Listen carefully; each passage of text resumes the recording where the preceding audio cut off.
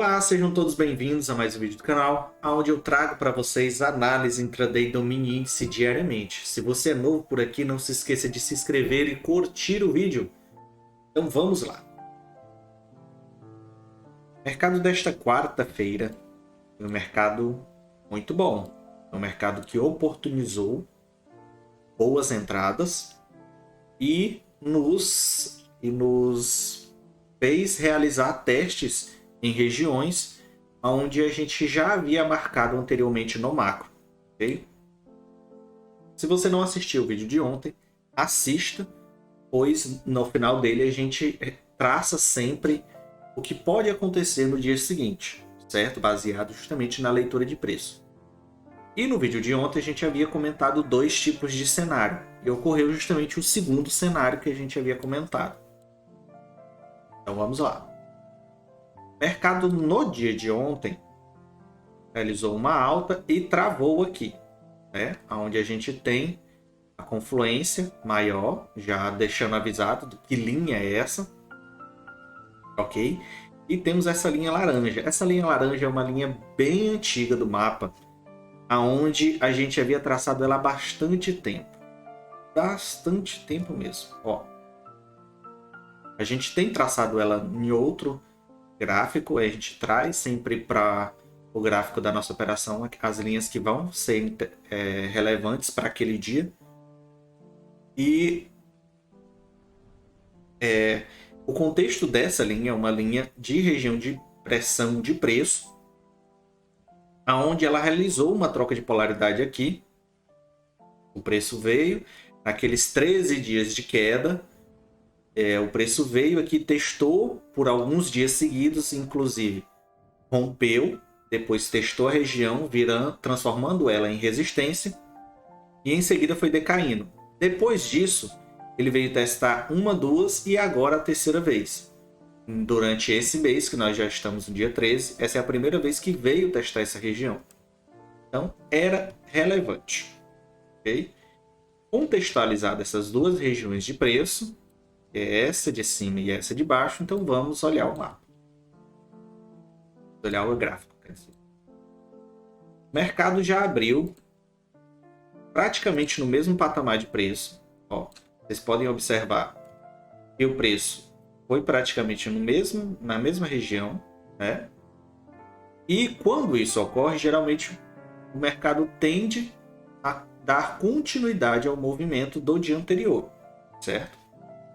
Óbvio que não é sempre, mas geralmente isso ocorre. Então, aqui a gente tem a média de 200 passando aqui embaixo e tem as médias emboladas. Por quê? Porque no final do dia houve uma lateralização. Ele fez uma pequena trap zone aqui, certo? Só que em seguida, se a gente puxar uma Fibo aqui, ó, e para cá, aqui,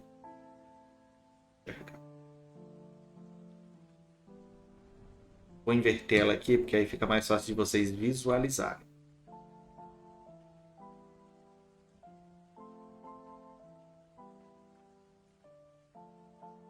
O mercado, depois que ele fez esse pequeno processo aqui de alta, a correção dele foi justamente até o 7,6 da Fibo. Okay? E essa 7,6 da Fibo, a gente fica observando justamente para ter confluência se vai realizar a entrada ou não, certo? Só a região de Fibo não é suficiente para realizar entradas. Óbvio que há contextos em que se leva em consideração somente a região de Fibo. Mas nesse aqui, com as médias lateralizadas, a gente observa justamente outros fatores. O primeiro é a Fibo e o segundo é o alinhamento das médias. Eu realizei a primeira entrada do dia aqui. Vou pegar aqui nossa ferramenta de desenho. Eu diminuo aqui. Eu realizei a primeira entrada aqui, acreditando justamente na continuidade do movimento de alta do dia anterior, certo? Confluências que eu tinha para isso. Região de pressão de preço. Aqui estava passando. Que região é essa? Deixa eu ver. Aqui, ó. Se a gente for traçar uma linha aqui, ó, há uma região da troca de polaridade do dia de ontem, certo? Aqui, ó. A linha é, como é que eu posso dizer? A linha é um reforço visual. Mas a região de preço em que a linha se encontra geralmente ou é um pouco mais grossa ou é um pouco mais fina. A proximidade aqui da 200, okay? O mercado não teve força para realizar uma correção maior do movimento aqui. A partir do momento em que ele chegou no 7,6 da Fibo, já repeliu. Então, é um ponto de atenção. Então, nós realizamos nossa entrada aqui, onde as médias se alinharam e a gente vai realizar o espelhamento da Fibo.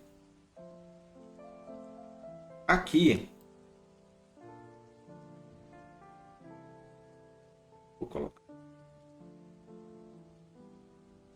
eu vou colocar aqui até o terceiro alvo para que a gente possa entender algumas coisas. A primeira. Tá?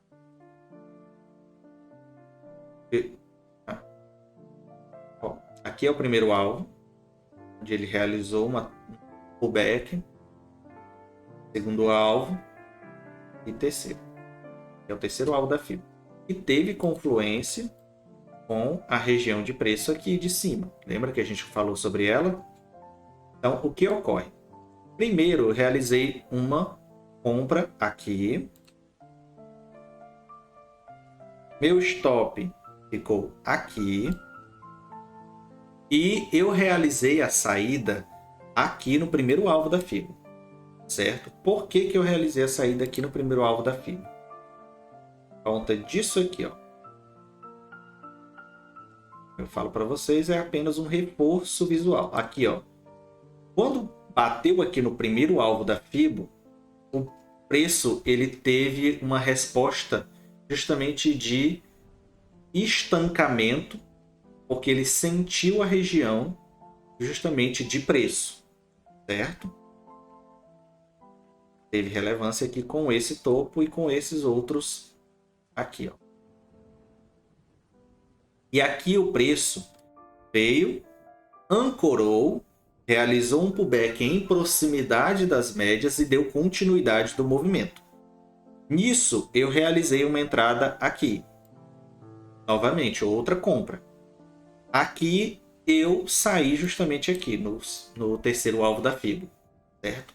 Acreditando justamente nessa progressão do preço.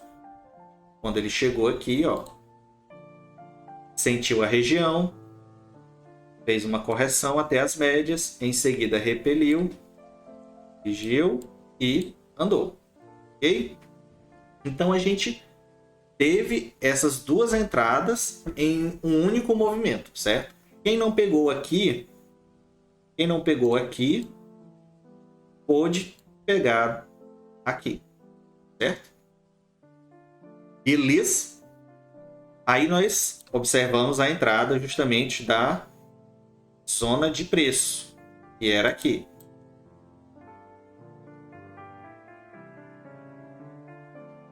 Ok? Houve o toque de lá, o falso rompimento, e em seguida eu realizei uma venda. Aonde eu realizei essa venda? Realizei a venda exatamente aqui. O mercado veio, sentiu, realizou o pullback na região de preço e caiu. Quando ele fechou aqui, é um gatilho de compra. É um gatilho de venda, quer dizer. Até onde a gente vai? Aqui dá de se realizar duas entradas também de venda no mesmo movimento. Ó, eu vou colocar a Fibo aqui para que vocês entendam. Eu tenho a Fibo daqui para cá. Aqui, ó, vamos observar. Nesse movimento, eu estou indo contra a tendência. Eu estou voltando, né? O que ocorre? Geralmente, quando você entra contra a tendência, é obrigatória a sua saída ou parcial até as médias. Que médias geralmente são essas? Geralmente se faz parcial na média de 20, geralmente se faz parcial na média de 9. Depende sempre da angulação que está tendo naquele momento o preço, certo? No 2 minutos, a média de 50 estava passando aqui, ó. No 2 minutos, ok? A minha saída foi na média de 50, que foi exatamente aqui, ó. Nesse candlezinho aqui. Tocou na média de 50, eu realizei a saída. Em seguida, o preço ele realizou justamente uma pequena correção.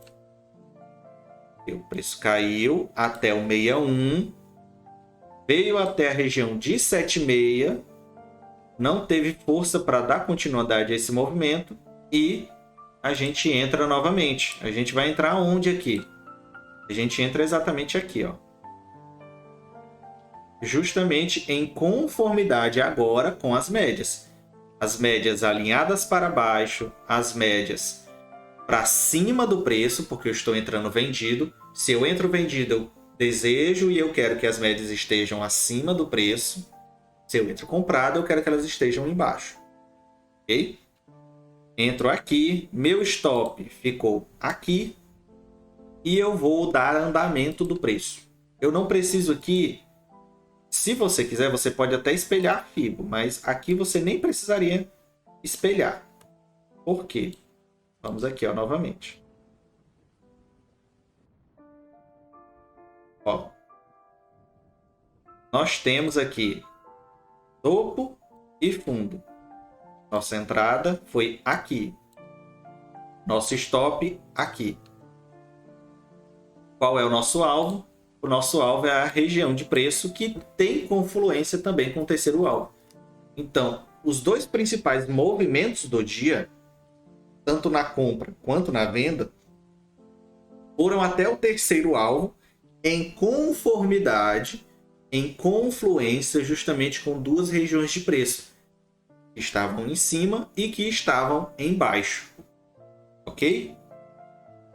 E basicamente no dia de hoje foi isso. Então vamos olhar o macro. Ibov diário e o Infut de 60. Aqui, ó. Aí no Infut é justamente aquilo que a gente havia conversado no início do vídeo. Ele veio buscar a região justamente de pressão de preço, que é aqui, ó. Tocou lá, caiu. Vamos lá para o Ibov. Olha aí, ó. O Ibov veio exatamente naquilo que a gente havia conversado. Ele ia subir e realizar uma correção. A gente havia feito a análise do preço de dois cenários, de que ele já vinha para cá, para queda, ou que ele ainda ia subir um pouco para depois cair. E foi justamente o que ocorreu. Ele subiu para depois cair.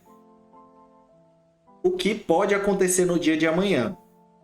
Amanhã, a tendência maior é justamente realizar um movimento de queda, já que ele sentiu a região de preço.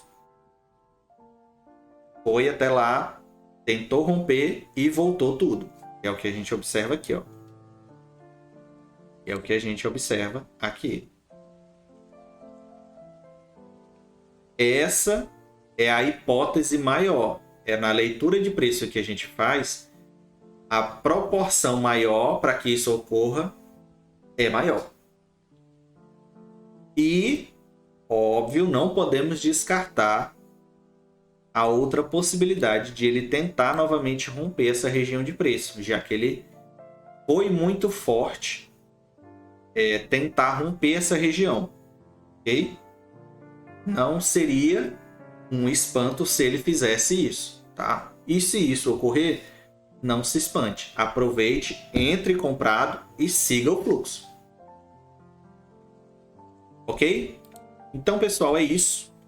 Agradeço a presença de todos. Deixe o seu like. Até amanhã. Um abraço e tchau.